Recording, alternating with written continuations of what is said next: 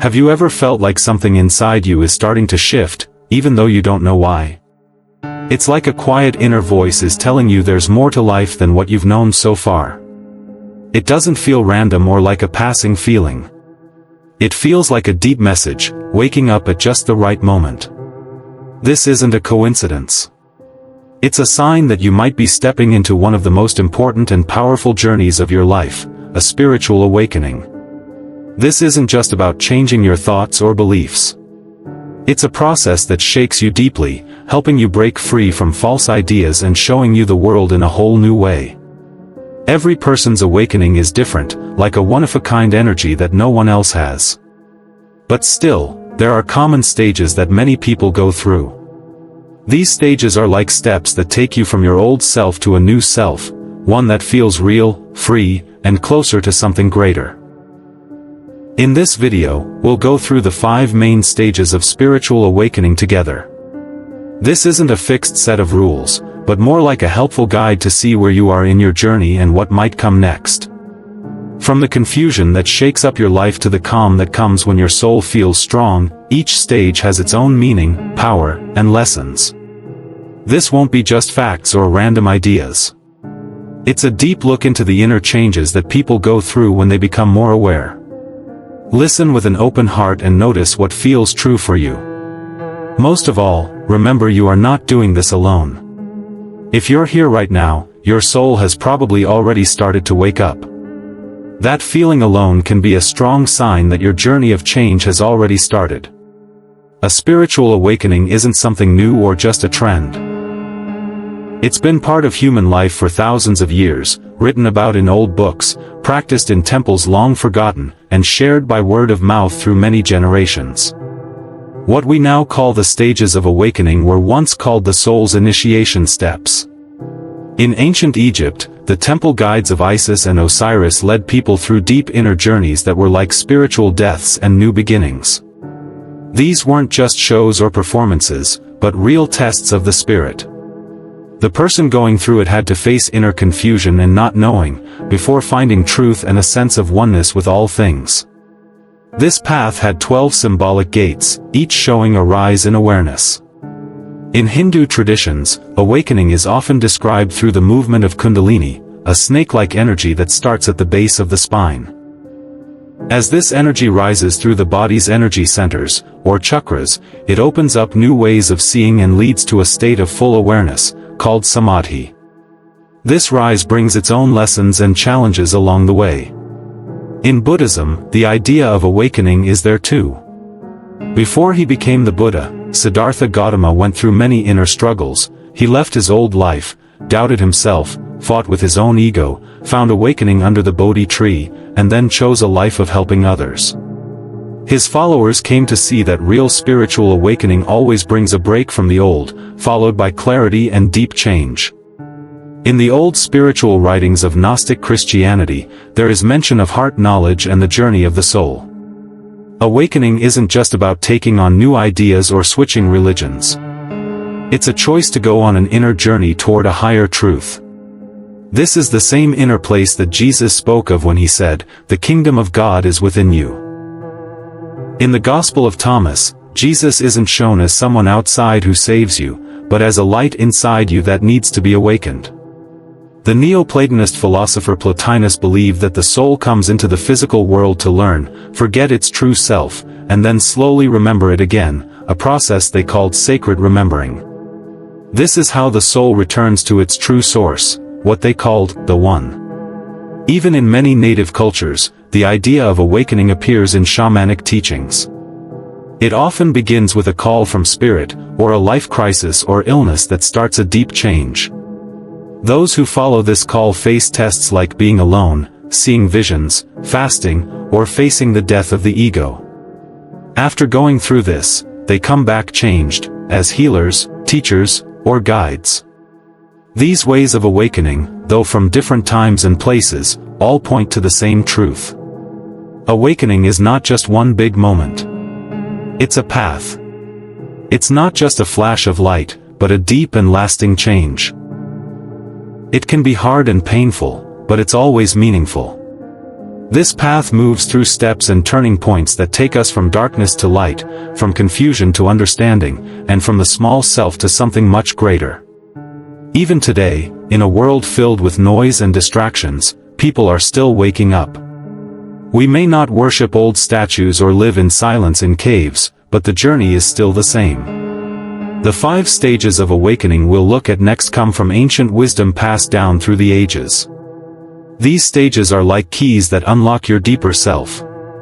They are reminders of a truth your soul already knows and is beginning to remember. Awakening is not really about finding something new, it's about going back to what's eternal. It's the moment when a soul that's been asleep in the world of things begins to return to its spiritual roots. And even though each person's journey is different, there are shared steps in this sacred path. These are not just ideas, they are real inner doors that open as we grow. In this first part, we'll explore the first 3 stages of spiritual awakening. These are like the furnace where the soul starts to change. Some of them are tough. Others bring insight. But all are part of the process. First comes the dark night of the soul.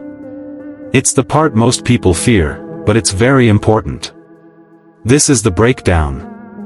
The time when your old way of being starts to fall apart. Everything you used to believe about yourself, your goals, and even your relationships begins to lose meaning.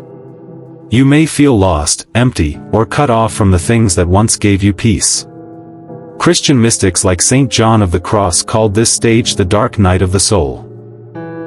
It feels like you're lost in darkness, but it's actually preparing you for the light. In this time, you look deeply within. Your ego wants to stay in control, but something deeper inside starts to rise. You may go through things like a crisis of meaning, anxiety, emotional emptiness, or feeling alone.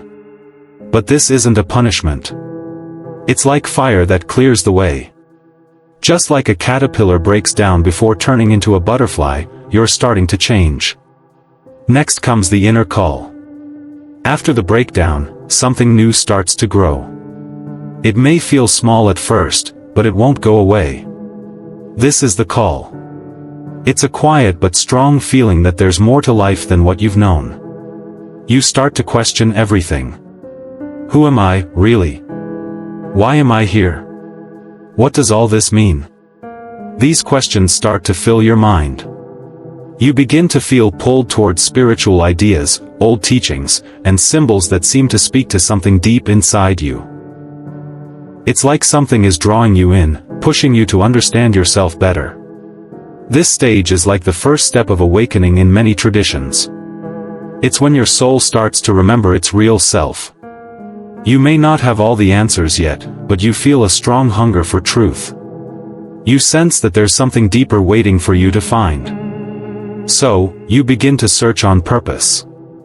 You pick up books you never cared for before. You're drawn to things like meditation, yoga, astrology, or shamanic work, not because they're trendy, but because they stir something inside you. Some signs you might notice are repeated patterns or meaningful coincidences, called synchronicities, strange dreams with deep meaning, the urge to step away from shallow or fake environments, and a stronger connection to something you can't see but can feel. Next comes the third stage, the expansion of consciousness. Here, what started as a gut feeling becomes something you experience directly. You begin to see the world differently. Things that seemed fixed or separate now feel more open and connected. You begin to understand that you're not just your body or your personal story. You are part of something much bigger. You may feel moments of peace and unity with everything around you. These moments might be short, but they stay with you. The old way of seeing things as separate or good versus bad begins to fade. Judgment becomes compassion. Guilt changes into understanding. Fear turns into presence. Many spiritual paths see this as the birth of the higher self, the moment when your soul starts to guide you from a wiser place. Signs of this stage can include feeling more empathy, sensing changes in your energy, feeling close to nature, having mystical experiences, or getting deep insights that don't make sense to the mind but feel completely true. These 3 stages, the fall, the call, and the expansion, make up the first big part of spiritual awakening. They are like the first step someone takes into their inner world. They may be tough, but they are sacred. Each one removes a false layer, shows a deeper truth, and brings you closer to your real self. In the next part, we'll talk about the last two stages of awakening, the ones where you don't just wake up, but begin to live from that awareness. So far, the soul has gone through pain, longing, and growth. It has started to remember the truth and seen beyond the surface of life. But spiritual awakening doesn't end with a short glimpse of unity. What comes next is even more important, and sometimes harder. Now comes the step where you start to live what you've learned. To be the light in your daily life. This is the fourth stage, integration. After deep insights and big spiritual moments, it's time to take that wisdom and use it in everyday life. This part may feel quieter than the earlier stages, but it's just as, if not more, important. You may have had visions, powerful realizations, or even spiritual experiences. But now it's time to bring that wisdom into your everyday life. Spiritual integration means living what you've learned. This is where many people find it hard. They want to stay in the peaceful state they felt. But real spirituality shows up in everyday actions, how you handle stress, how you treat others, and how you behave when no one is watching. You begin to clear your life of things that no longer match who you are becoming. This could be habits, relationships, jobs, or places, not because you're judging them, but because you see they're no longer right for you. It's not about giving things up painfully. It's about choosing what really fits with your new awareness. This brings a strong need to be real. You don't want to pretend anymore. You want your thoughts, feelings, and actions to match. At this stage, spirituality becomes part of your everyday life. It's not just an idea. Signs of this stage include trying to stay balanced inside, making big changes in how you live, having better relationships, feeling called to help others, and finding peace in silence. This stage doesn't happen all at once. It comes in cycles, like a spiral that goes deeper each time. It never truly ends, because there's always more to bring into alignment. But with each step, you feel lighter, freer, and more like your true self. Now we reach the fifth stage, conscious mastery, living to serve others. This final stage is not about leaving the world, hiding away, or being perfect. It's about being fully here, grounded, but connected to something greater. You become a bridge between the physical and the spiritual. At this point, you're not searching anymore. Not because you know everything, but because you found the source within yourself. You've moved from being someone who is looking for light, to someone who carries it. Mastery here doesn't mean pride. It means quiet strength. You know life keeps changing, but you don't fight it. You move with it, help others, and let your presence do the work. You teach by example, without needing to prove anything. You don't try to convince others. You just shine. And that energy naturally helps people who are ready to grow. Your words, your silence, your actions, all carry healing. Not because you try, but because you've become a channel for something bigger than yourself. This stage is like the Bodhisattva in Buddhism, the awakened one in Vedanta, or the living Christ in Gnostic thought. It's not about being outside the world. It's about being fully present in it, walking with light, helping others just by being who you are. Some signs of this stage include deep peace, loving detachment, constant inspiration, drawing people who are seeking, and the ability to keep a peaceful, uplifting energy wherever you go. But just like the other stages, this one isn't a final stop. It's not the top of a mountain. It's the beginning of another round of growth. A true master is always learning. They keep their energy clear, serve quietly, and understand that the path never ends, it only goes deeper. With these 5 stages, the soul wakes up, is cleansed, grows, finds alignment, and finally becomes what it was always meant to be. There's no turning back. No more pretending. Only the presence of a person living in truth. Knowing about these stages gives you powerful insight. But insight only becomes real wisdom when you live it. Enlightenment doesn't only happen in temples or on mountaintops. It happens in daily life. In traffic, in hard talks, in the quiet of early morning, and in the small choices you make when no one's around. As you walk this path, you'll learn to see where you are, and how to move through each stage with awareness. Because behind all the mystery, awakening is a very human journey. First, if you're going through the dark night of the soul, know that this is a deep cleansing process. Don't try to escape the darkness. Watch it. Listen to it. Ask what it's here to teach you. The most important thing is to let yourself feel, without judging those feelings. Write down what you're going through. Don't completely cut yourself off from others, but be careful and loving about who you open up to. Practice letting go, not because you're rejecting people or things, but because you now understand what no longer fits. Sometimes, losing everything is how you finally find yourself. Remember, you're not falling apart, you're being planted again, in new soil. Keep a shadow journal. Write about what hurts, what confuses you, and what you feel might be happening deep down. Second, if you feel the inner call, this is the time to open up to life's mystery without needing all the answers. Read, explore, and look into different spiritual paths. But even more than that, start trusting your inner voice. That's your true guide. Connect with nature. Notice what your body is telling you. Let yourself have new experiences without needing everything to make perfect sense.